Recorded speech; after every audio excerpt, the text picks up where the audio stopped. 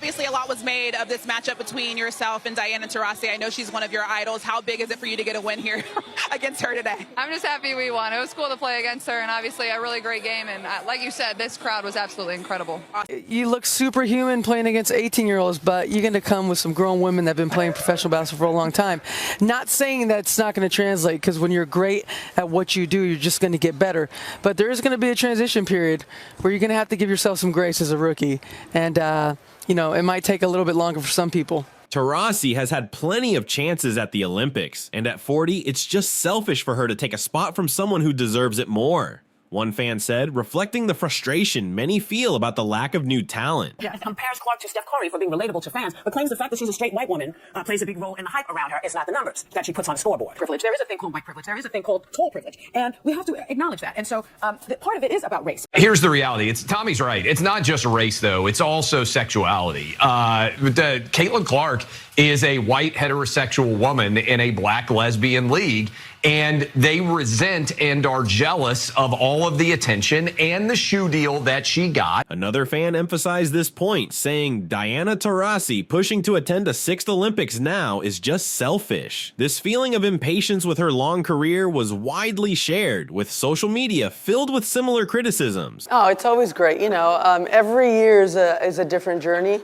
And I think that's the best thing about being in a team sport, that it's always different, new faces.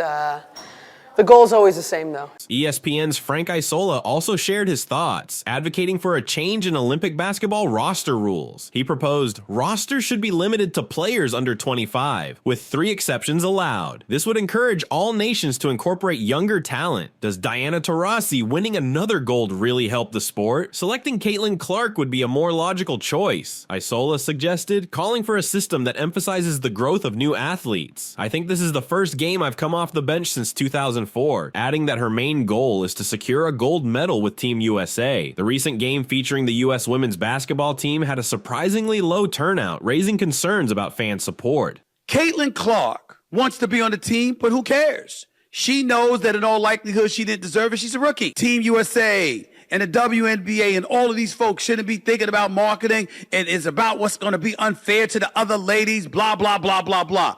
Go after Caitlin Clark.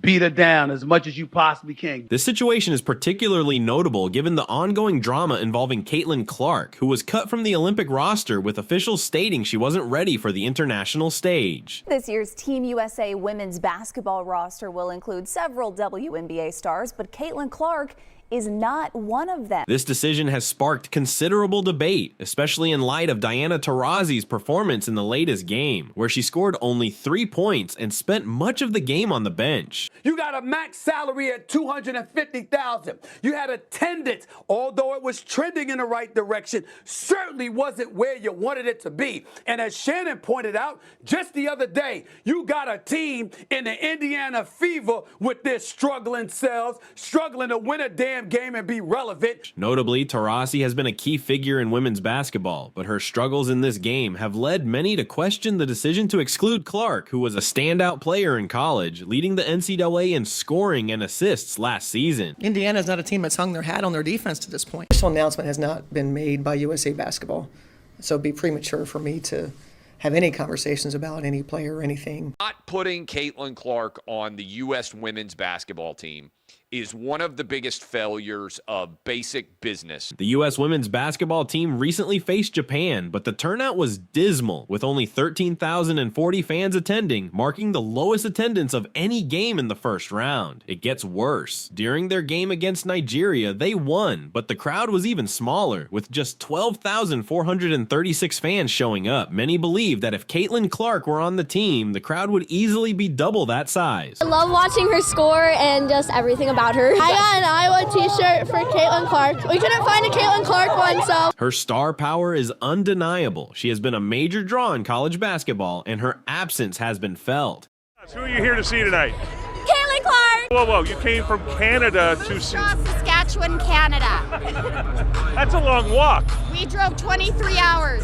Whoa, hold on a second. 2C, I'm going to guess. Let me guess. Caitlin Clark. Adding to the criticism, NBA legend Shaquille O'Neal recently remarked, if they want to fill the stands, they need to put Caitlin Clark on that roster. Well, it was definitely what happened last year between Caitlin Clark and, Andrew Reese. It was, talked about and would have liked to seen that rematch in time. But Caitlin Clark is a special player.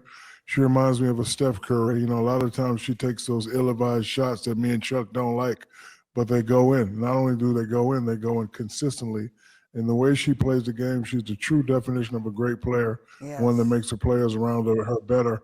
Not only was she making a great shot, she was making great passes. Looking at the starting lineup, it's clear that the same names keep appearing, like Japan, Belgium, and Germany, which may contribute to the lack of excitement around the games. In the last 2 games, Diana Taurasi scored absolutely nothing, 0 points. In the third game, she only managed 3 points. 3 points. While she did dish out 4 assists, which is a small silver lining, she was ultimately benched. Fans are losing it, calling her out for being pathetic, especially since she has scored a total of just 3 points in the last 3 games. Many believe that Taurasi really shouldn't have been selected for the team. While it's nice that she was given a chance to win another gold medal, it cost Caitlin Clark her spot.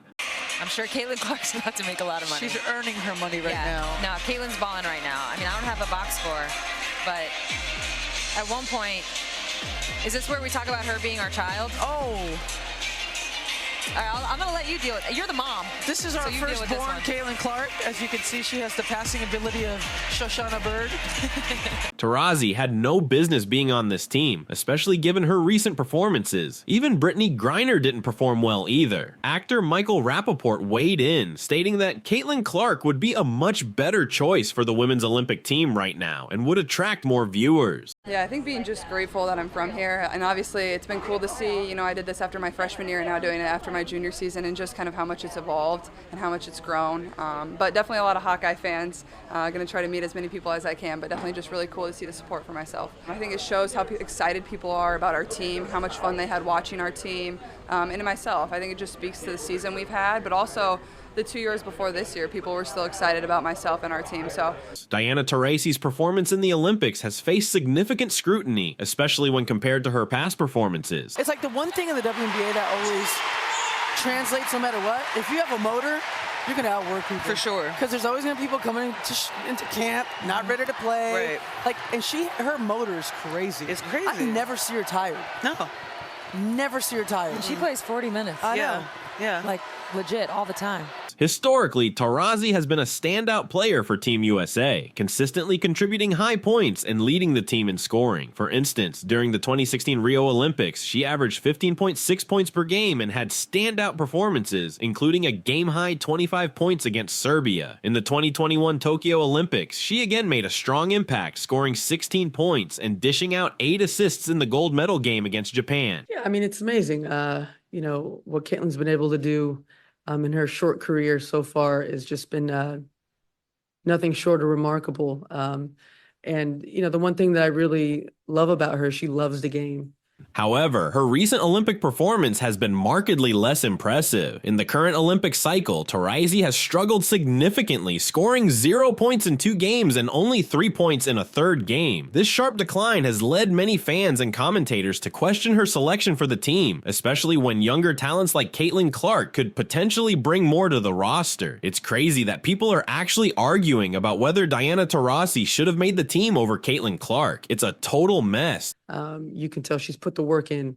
And even, throughout, her short WNBA career, it's been a lot of pressure, a lot of things thrown at her. And, she keeps showing up and keeps getting better every single game. So her future is super bright. And, being a veteran and being in this league for a long, long time, it's pretty cool to see that and, going into the future. Taurasi is way past her prime for this level of play. She should seriously think about coaching instead of playing. Some people even think she should just skip the whole WNBA season and retire. When comparing their recent performances, Caitlin Clark's statistics demonstrate her potential and readiness for the international stage. For instance, during her rookie season, Clark averaged 17 points, 10 rebounds, and 7 assists per game, showcasing her ability to impact the game significantly. confidently. In contrast, while Taurasi has a storied career, her current performance metrics are not as compelling. What will Caitlin Clark's hardest transition going into the WNBA be? All right. I mean, look, the game. I think defense. Yeah, the game is just, when you talk about how physical the game is, it's just a whole different level. You're talking about the 120 best players in the world, hopefully in peak condition, and that just makes the game harder in itself. You said 120. How many are there? 10 times 12 is 120. Taurasi's been ice cold lately. 3 points combined in the last 3 games. 4 assists. I guess that's something. But let's talk about Caitlin Clark, a rookie who dropped 19 assists in 1 game, a WNBA record, and they left her off the Olympic team? That's a joke. Dawn Staley, Gino Auriemma, Cheryl Reeve. This is embarrassing for USA basketball. Sure, they'll win gold, but leaving off 2 players who clearly should have been there over Clark. That's nonsense. Hate, pettiness, and jealousy. Caitlin Clark had an amazing year and is nominated for 3 awards. I love that she tries to stay grounded, and she says she doesn't, what did she say? She doesn't have a social, she doesn't look at her social, and I get it. I don't either. And I think it's so important to continue to do what she's doing, and no matter what other people do, then if people are negative, it's because they can't do what you do. Their box scores are atrocious. They're clearly struggling, and to say she's not ready, I would have loved to see what not ready looked like. Caitlin Clark's passing vision and court awareness are off the charts. Her ability to create scoring opportunities for teammates is unparalleled in the college game. She would have brought a dynamic playmaking element to the Olympic team that was sorely missing. Moving to our second story today, so LeBron James is in Paris for the Olympics, and during a game where they were clearly winning, the crowd started cheering with about 3 minutes left. LeBron, thinking the cheers were for him, decided to make a show of it. He went to the bench, raised his arms, and put on a fake crown. But here's the thing, the crowd wasn't cheering for him at all. It's a pretty awkward situation, especially since even the announcers pointed out that the crowd was cheering for someone else, not LeBron. The nickname El China James is getting thrown around after this. Check out this article from the New York Post. LeBron James had a viral moment at the Paris Olympics, mistakenly thinking the crowd was cheering for him during Team USA's blowout win over Brazil in the quarterfinals. According to the Post, the cheers and standing ovation from the fans at Bercy Arena weren't actually for him. At 39, James waved from the bench and even pretended to put on a crown, thinking the applause was directed at him. LeBron James did his signature King James gesture, while the Americans were up by 32 points with less than 3 minutes left in their 122-87 win. Here's a picture showing LeBron putting on a fake crown, but the crowd wasn't cheering for him at all. The crowd was actually cheering for Léon Marchand, the local hero from France, not LeBron James. With the Olympics in Paris, the fans were rallying behind their own athlete,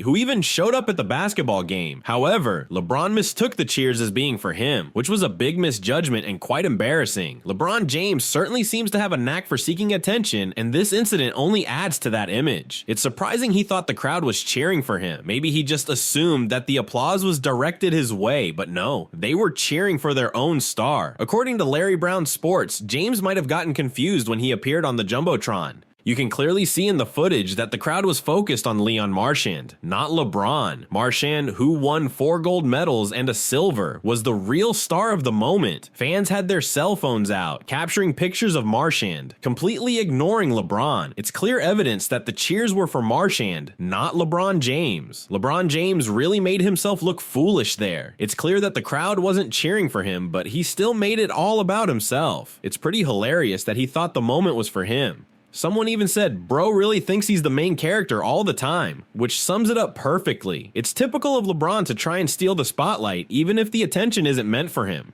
Sure, some people might be LeBron fans, but in that moment, they were definitely focused on someone else. That's just my take on it. Let us know your thoughts in the comments. Don't forget to subscribe to the channel, and we'll see you next time. Thanks for tuning in, and be sure to like, comment, and subscribe.